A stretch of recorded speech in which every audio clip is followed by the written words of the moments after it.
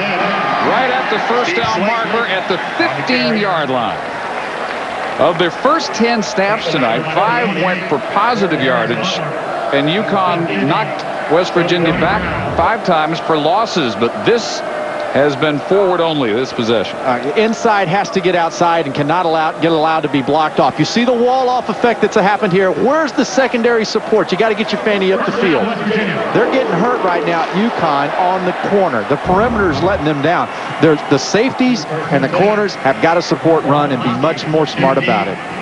Enough for the first. 8 carries and 41 yards already with a touchdown for Slayton at the 15-yard line.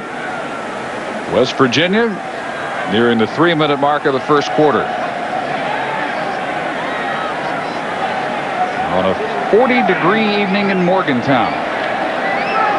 Second meeting ever between now Big East rivals. To the end zone and underthrown. Intended for Slayton, who had a touchdown catch among those 6 scores against Louisville. Dana Delliston, the strong safety back there, face guarding Slayton, and it's 2nd and 10. You got the face guarding right, and that's exactly what Delliston was doing here. No contact made, though, and he's beat. And it would have been a heck of a reception if Slayton could have come up with it. Nice call. They're spreading out. They're putting pressure on the corners. It's UConn's corners and their safeties have to step up. On to Schmidt, and inside the 5, touchdown.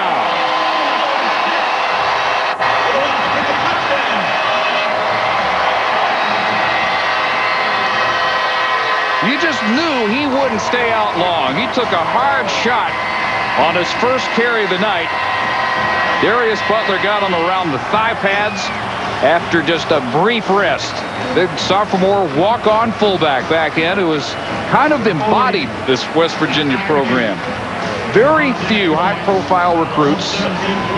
This staff has to sniff him out from all up and down the East Coast and really becoming almost a national recruiting program now. And Schmidt with the extra point by McAfee. They have it at 14-3 Mountaineers. 2:48 in the first from Morgantown. No visible rush really at all for the Mountaineers. 14-3. Slayton and Schmidt with touchdown runs. Owen Schmidt after a 65-yard 10-play march with his 2nd career touchdown. What a name, Schmidt. Man, what a deal. Just a nice clean hole up the middle of the field. Linebackers were looking, well, pretty much everyone on defense was looking for Slayton to get the football, and they forgot about the middle of the field.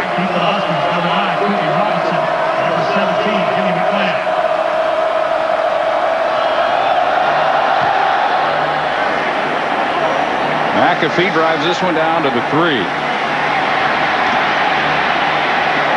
Jimmy McClam belted at the 16-yard line on the return. Give you an idea of the challenge the defense has at UConn. They're worried about this guy here. There's Slayton. Here's a linebacker. You tell me he's not worried and focused on what's going on with Slayton on the outside. And it's almost like Schmidt just kind of was expected to be lead blocking as opposed to getting the football. It's also almost like he's looking for somebody to run over. He doesn't want to dig anybody. He wants to find somebody and dish out some punishment, bend his own face mask a little more. Yeah, you can't bend the face mask not looking for somebody. For field position, Dennis Brown in his 2nd collegiate game and first road start. True freshman from Miami, and he connects with Brandon Young, their leading wide receiver, who missed all of last season with major injuries after a car accident, including a torn foot tendon. He was a sub 4.3 40-yard dash man who has not quite regained all his speed, understandably, since that accident. So he's at 4.3 now. 4.35 maybe, 4.4. I like the way Brown throws the ball. He's got a good, strong arm, and the timing's nice on the out ball. Brown says probably 95% recovered at this point. 2nd down and 1. And keeping for the first down. Boy, Dennis Brown can dish it out a little bit himself at 6'3", 185. They'll put a little meat on those bones before it's over with. But you see the speed. Nice job of executing and putting the ball out there. A little wiggle coming out to the outside. Strong running, getting up the field. Run like a scalded dog because they're chasing you. And injured is the free safety for the Mountaineers, senior Jamal Adai. First team All Big East from Valrico, Florida. One of the leaders of this Mountaineer defense, one of their biggest hitters.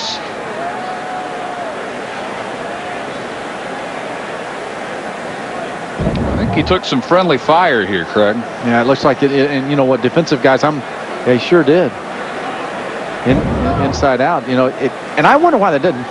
I'm surprised many times that more of these things don't happen to defensive guys. Their own guys smoking them.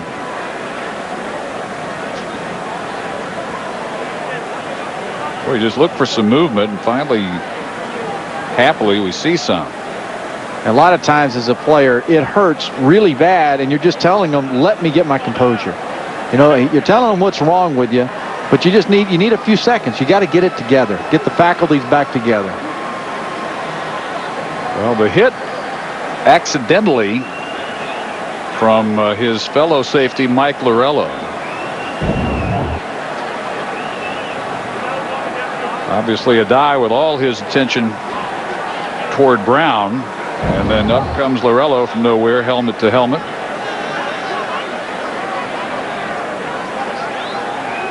Just a glancing blow as it turned out for Lorello, but finally up on his feet is Jamal Adai. Back from a medical red shirt. Missed the season because of the shoulder, but has his communications degree as of last May. First down and 10. Huskies with 2:31 in the first. Down 14-3. And I like that UConn gets to the ball. Get to the line of scrimmage. Establish a little tempo.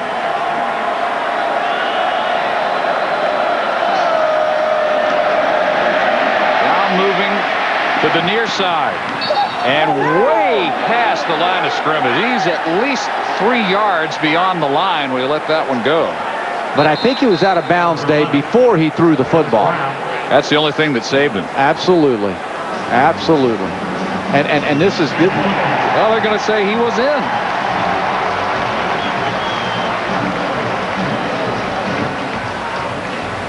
Well, most of the time on this call, you might have to use 2 or 3 different angles to see if a quarterback really was beyond the line. Not the case here. There was no question. No doubt that he... Illegal forward pass.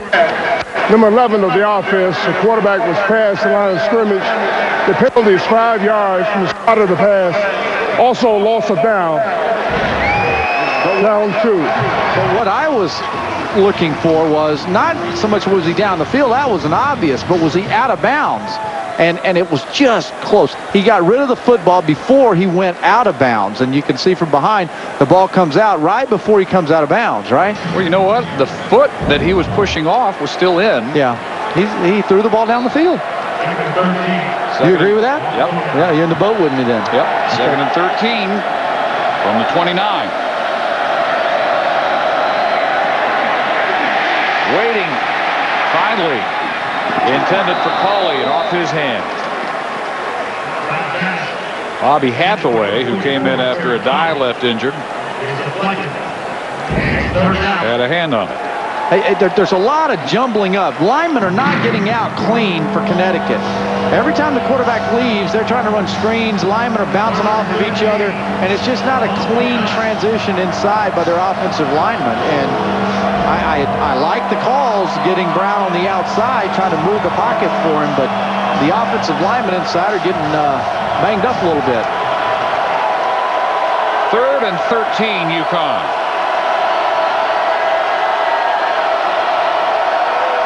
All 3 receivers to Brown's right. Bounces off his own lineman and down. He couldn't get away from his left guard, Matt Applebaum, who, if you gave anybody credit for the tackle, probably deserves it. And Randy Edsall's been really preaching to his offensive line, the staff has, about moving their feet, being more aggressive, go make plays. And right now, West Virginia is doing a lot more foot movement. Straight back on that possession, 4th and 20 punt. Dussard. Very low, pretty short. And the West Virginia fans wanting a coverage violation, but no flag as it's down at the 42. There is a flag, however, from where the punt happened, a 36-yarder.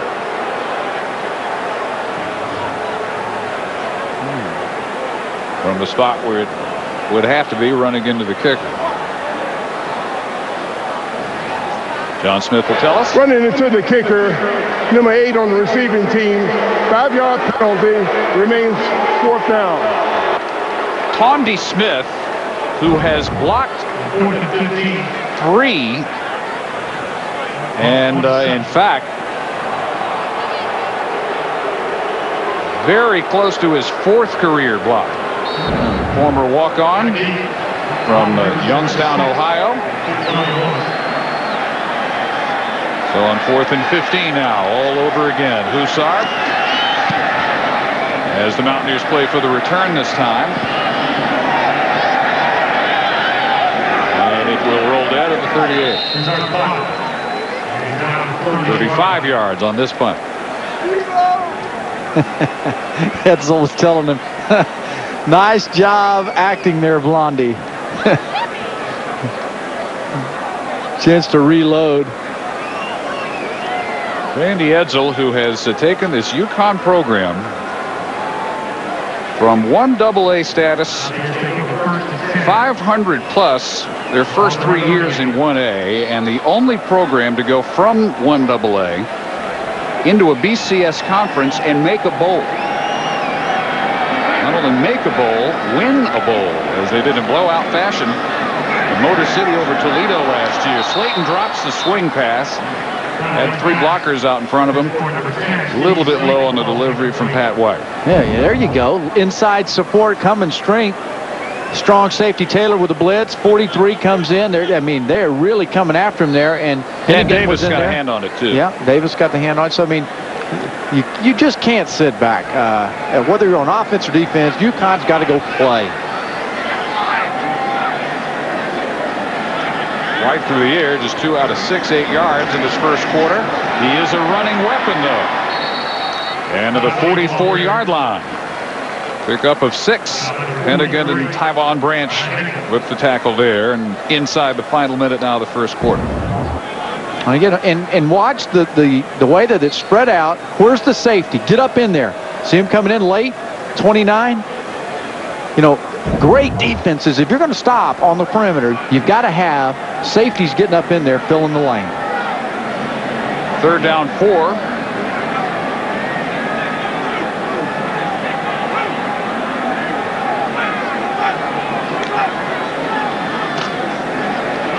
White, well protected, but overshoots his man down the middle of the field that time.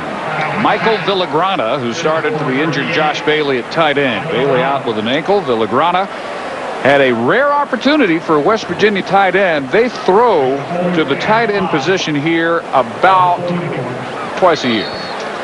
On a big year, maybe 3. You may not want to be tight end here. But you know what? And especially if your quarterback, Pat White's not throwing it too well. He's 2 of 7. And the 2 completions, I've got to scratch my head to figure out where they were. Slayton and Reynard. It's easy to remember 2 catches. They're the only 2. So 4th and 4. Brandon McLean back for Phil Brady's punt. And immediately surrounded at the 20.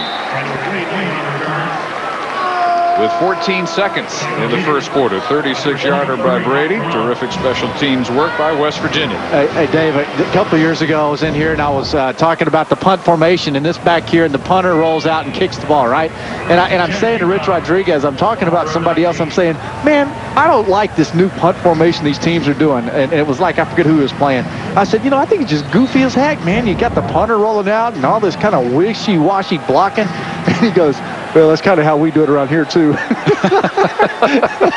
Oh, man. Watch out who you insult. Yeah. I said, you know, it really works well for you, though, here. Bobble Cauley falls on his own fumble at the 18. In the area was Lorello, as usual.